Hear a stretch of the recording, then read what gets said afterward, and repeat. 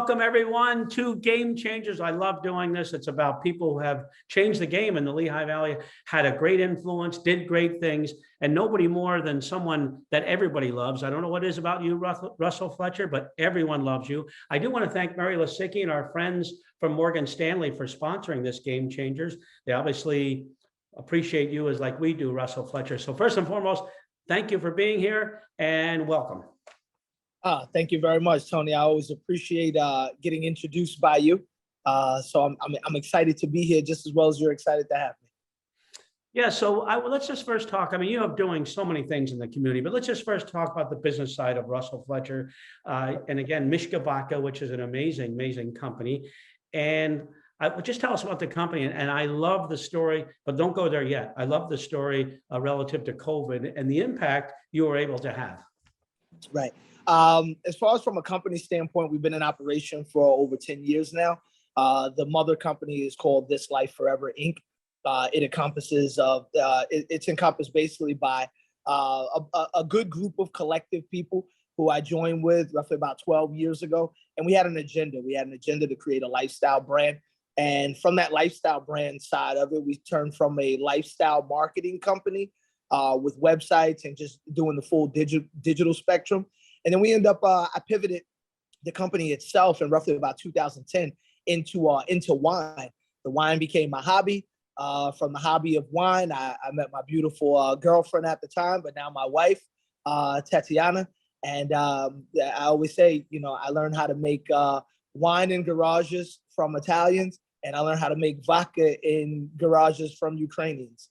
So, you know, that kind of developed it. And then, you know, 2016, 2015, 2016, we developed the brand Mishka, and that's been our flagship. And, you know, we you know, people have loved the product and the story that's going with it. So super duper thankful for all the love and the reception and obviously the popularity of the product growing now.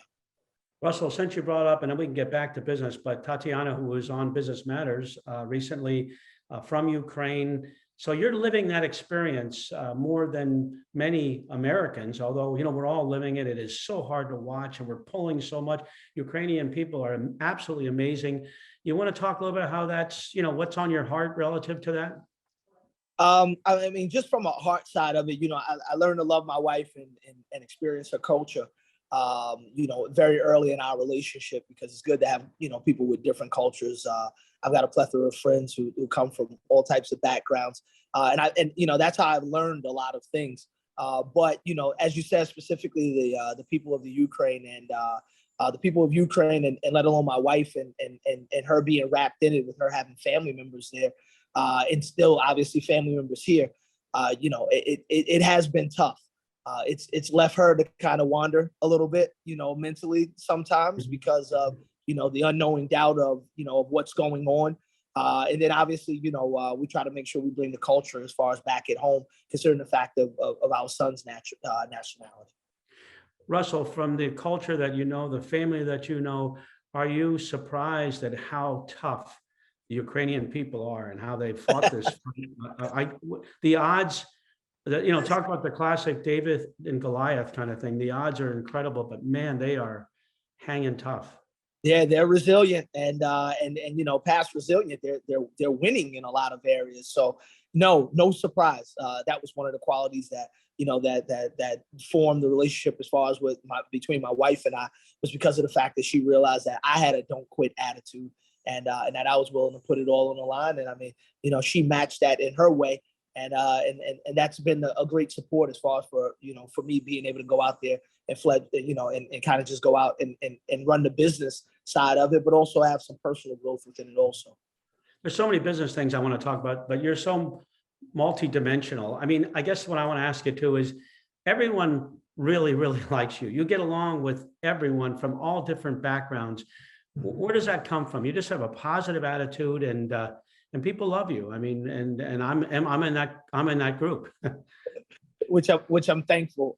As I always tell you, Tony, you know, I'm always thankful. And you know, that comes from having a tough enough background to realize that problem-based is never going to get you anywhere. Being solution-based and being able to and wanting to bring something to the table. I mean, those things right there are pertinent. in every single way. So, and that's what we've been doing, just even as a company. And that's kind of, the company itself has taken the form, of my personality. And we've always continued to just try to work in that side of it. And a lot of it has come from, just an upbringing and having a tough mom. I lost my dad early, but at the same time of losing my dad early, it forced me to kind of grow up, and being an only child, I realized that I was going to make more friends with being, more so solution based. So I've stuck to that all the way around. But you like people, you can see that. I mean, you like people of All all day. types, connect with them. All day. I mean, it's so many different stories that wander the world, it's not common that we all kind of meet in a specific space. But I know now at the age of 40 plus now, I realize over the last 4 years, and even also with the birth of our son, Russell, I've gotten more used to meeting people who are more influential in a lot of ways, even such as yourself, Tom. The relationship that you and I have built, I've learned a lot of things from you, and and I pride myself on the relationships that I have and the stories that I learn about people, because it continues to shape the adult that I am. Yeah, I want to talk about Mishka, which is an incredible company. But I think I love this story. Maybe I make you tell this story too much, but just how you pivoted during COVID was so amazing, and I'm so thankful for two reasons: the impact you could have in terms of helping people, which it did, but also it saved you. I mean, that was a tough time. You were out of business technically. Yeah, absolutely. I mean, when COVID really started hitting, and we started seeing that, world markets were affected and things were shutting down from China to in the EU, we automatically seen that there was going to be a problem in supply chain, considering the fact that we have a lot of things that come in to our great country, that we don't manufacture. It was worrisome. Fortunately for Mishka, we were able to get things from the alcohol side of it, or from the beverage side of it, because all of our products are American made. Everything that we put into the production is American made. So we bought up a bunch of things, but the liquor stores closed, and we had just gotten into the liquor stores, and it was a tough road for that first 2 or 3 weeks until the president gave the order for distilleries to be able to produce hand sanitizer. I would honestly tell you, within 24 to 36 hours, I already had a formula already batched up, and I was already on the telephone from the chamber to the EMSDC. I got a call from United States Postal Service. And once that ended up happening, I ended up supplying the whole Lehigh Valley all the way down to Philadelphia. And then Comcast bought out the rest of my contracts, along with FedEx. FedEx Freight was another one also. And, but this goes back to the upbringing side and making those friends and bridging those relationships that you never know would come in handy. I might not be able to sell Mishka to the guys at FedEx, but I was able to use those relationships to be able to sell hand sanitizer. The great part about it is what we've done is now, even with our new proposal and our new distillery that we're building, it leads way to us doing industrial products that are just alcohol based. So it opened up another lane of business. With the pivot, it came some huge responsibilities that led way to some new connections. That's a good point. I know that having experience in my cleaning business, and that is that you may start in one lane, but boy, all of a sudden there's opportunity. And as you said, so now the new company, you're going to take a closer look at products beyond vodka. Industrial purposes. We did such a great job with providing so much hand sanitizer. We were doing anywhere from 25 to 30 tons, on a monthly basis. At the peak of the pandemic, I don't know where we are right now within the pandemic, but during those times. Yeah, let's say peak. Let's pretend. Yeah, right. Yeah. Let's say peak. So at the peak of it, we were pumping out so much, and what it did was, Tony, which most people, sometimes they say sometimes you need a trial by fire, and that was our trial by fire. We were hiring. In the pandemic, I grew the business, and I got into the business of spirits after pivoting out of wine, was because of the fact that I wanted to be able to look at something that was quote unquote recession proof. Yeah. And that's alcohol. So, as looking at time, but then getting into the pandemic and being able to pivot and noticing that how many alcohol products, are out there, and how many products actually take even low levels or high levels of alcohol. it grew the business. And like I said, the trial by fire, hiring in the pandemic, like at the peak of the pandemic, getting supplies and being able to coordinate logistically, it gave us gave me the chops to know that I could run this company at a large level. Russell, was it a challenge to keep up with I mean, you had to crank out a lot of sanitizer in a short period of time. How did you do that? I mean, were you working 24/7? Were you finding anybody you possibly could? How'd that all? Two shifts. We were doing two shifts of 8 hours, and we were just working it, starting at 4 o'clock in the morning, learning the technique of being able to make sure that we brought our cogs down. But I would say within the first quarter, first 3 months that we were operating, from the hand sanitizer side, I mean, it was like clockwork afterwards. And that, again, that's what gives me so much confidence in the future of This Life Forever and Mishka and how we could actually grow, by knowing that during that time, when people didn't even want to get out of the house or leave the house, at the largest time when people were getting money basically to stay home, we were able to get people out, but also at the same time grow a company and pivot into a new industrial side. So I'm thankful, actually. Yeah, I think it's good for people, young people, or anybody that's starting a business, do what you did. And that is, look, just go. You might make in that first week, I'm sure you weren't, fine-tuned machine when you got into the sanitizer, but just go. Yep. and you'll figure it out. And with the, everybody speaks about hyperinflation, and where we're heading. But I've noticed a trend even with the time. It feels like the time has been sped up because of social media and all these other things that are totally just accessible within a push of a button or a slide of a button. I feel like within this time, I think that more young people have to take that aspect of it and say, I need to just kind of just dive in. I'm going to learn some things. I'm going to take some lumps. But at this point, you can't be afraid at all. Amen. Yeah. Some people get caught up in the process. Just go.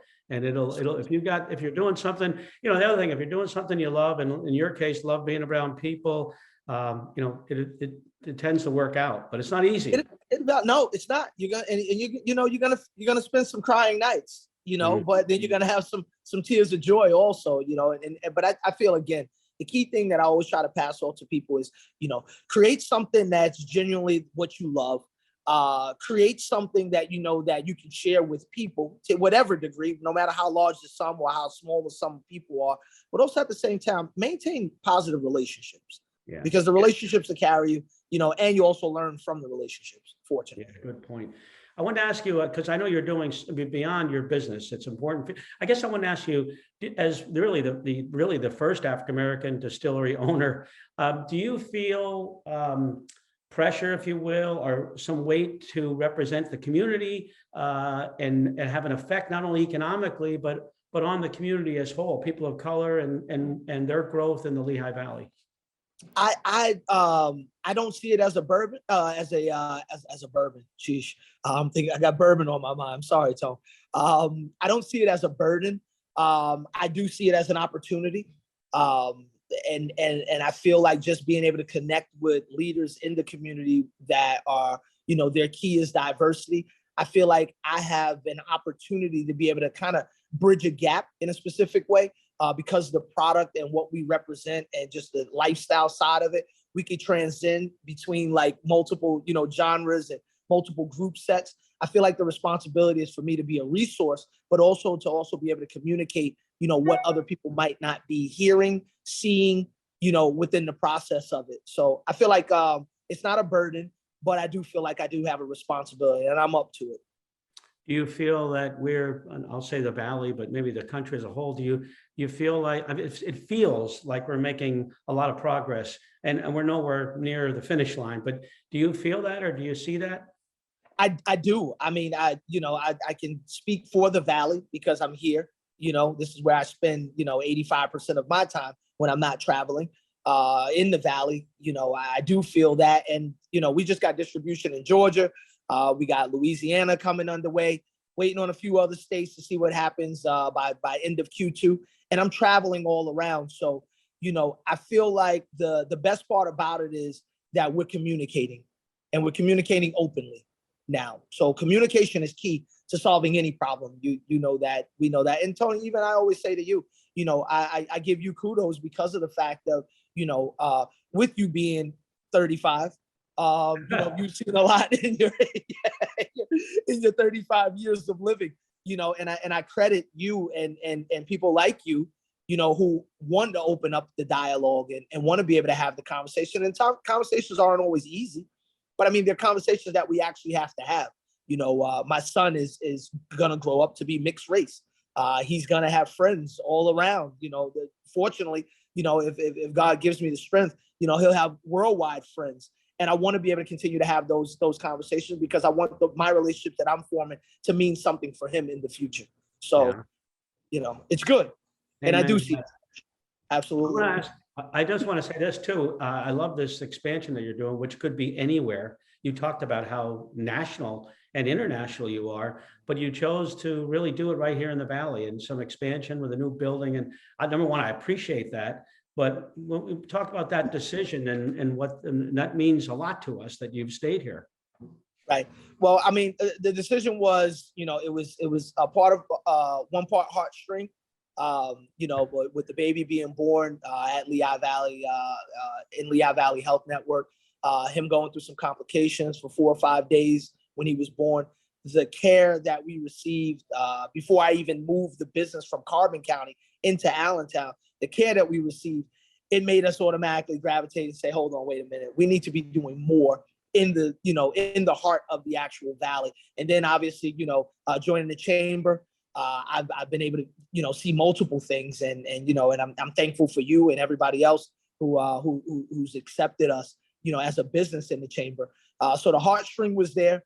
The business growth was there. Meeting with the city, with former Mayor O'Connell, Leonard Leitner, and now Mayor Turk, and just the folks from the city and the politicians, the state reps, Peter Schweier and all those folks. It pulled, so much for us, and it made us really say, okay, well, our growth is here. We've got PLCB stores, fine wine and spirit stores here. We're getting a lot of love here, and we enjoy spending our time here, and everything's here. So that made the decision all the way around for us. It was well rounded, I should say. Well, I have one more question, then I'm going to have Lauren come on because she's got a couple of questions for you. But what's the future in terms of your business and as well as the social impact? Where's that focus? So for us, we want to still maintain the lifestyle company side of it. So that comes with the responsibility to make sure that we're educating, whether it be educating adults in the community, whether it be educating kids from the vocational schools, kids who want to come in and learn something about manufacturing at this high level, and they might find the comfortability of learning about manufacturing because of the diversity that our company holds. I feel like that's going to be huge. We still got major retailers on the line. We're hoping to end the year with at least 12 states as far as distribution and a new facility, along with our relationships that we currently hold. So I'm excited. It's exciting times, really exciting times. And it's a crowded field. Well, you've got to be Russell. You've got to be an optimist. You've got to be energetic, aggressive, because that is a crowded field. You're absolutely right, Tony. That's something that we've created with Mishka. We were able to create like a niche just by having like our honey flavor and our cranberry flavor, and more flavors to actually come that will, help the bartenders get to their work a little bit easier. Yeah.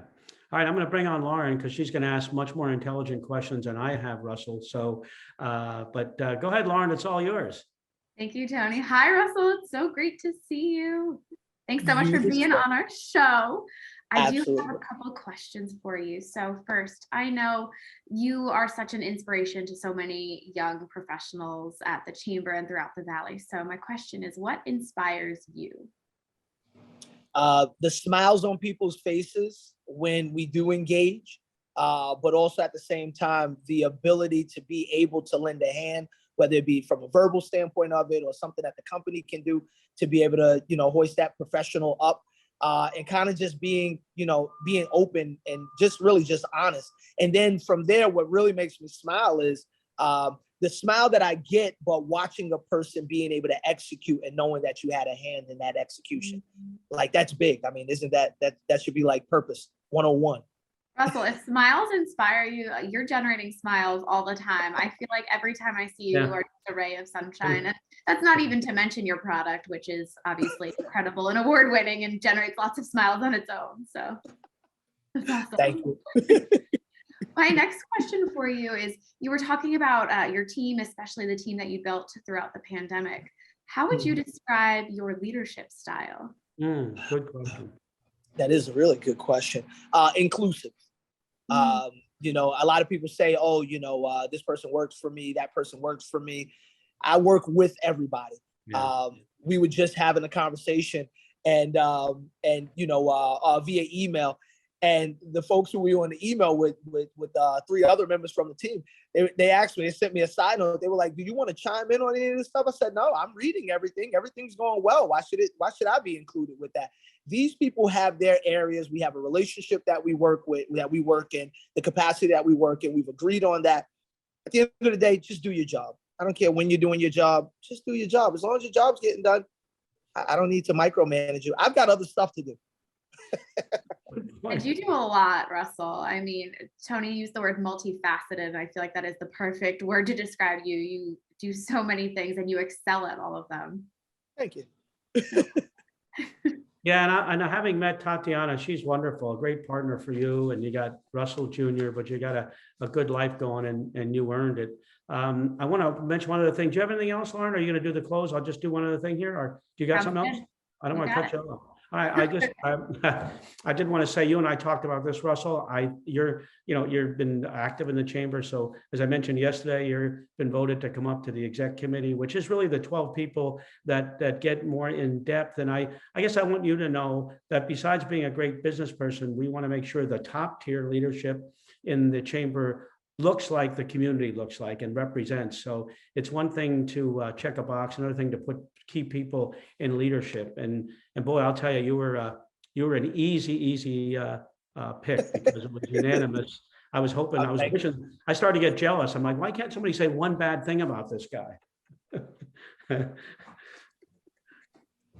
So listen, I am thankful, and that's why I said I always I always speak to you, and we speak very candidly. Like we're very open with each other. And what do I always tell you? You know, I really, really appreciate your take, because some people, they're in their ways and they're done with their ways. That's it. You know, they're kind of just waiting to check off that other box, you know, the last box. You know, you're not, you know, you're out, you're about, and it shows within the leadership, you know, from that side that you portray and that you bring to the table. It shows within the leadership of everybody that's under that's under the umbrella. And I'm thankful for the opportunity. And I won't let you down, nor the community. I know that. I have no doubt. All right, Lauren, it's all up to you to wrap this up. We could do, I know Lauren feels the same way. We could do another hour with you. In fact, we're already way over the time, but it's easy to get there with you. So Lauren, it's all you. I could not agree more, Tony. Talk about a game changer in the Lehigh Valley. Russell Fletcher, you are amazing. Again, your award-winning product is incredible, but not only that, you make such an impact in our community, and the Lehigh Valley is so lucky to have you, and we're lucky to be partnered with you. So thank you so much, Russell, for being on today's episode. To our viewers at home, we hope you enjoyed today's episode of Game Changers. Make sure you stay tuned on the Chamber's social media pages for our next episode. We'll see you then. Thank you.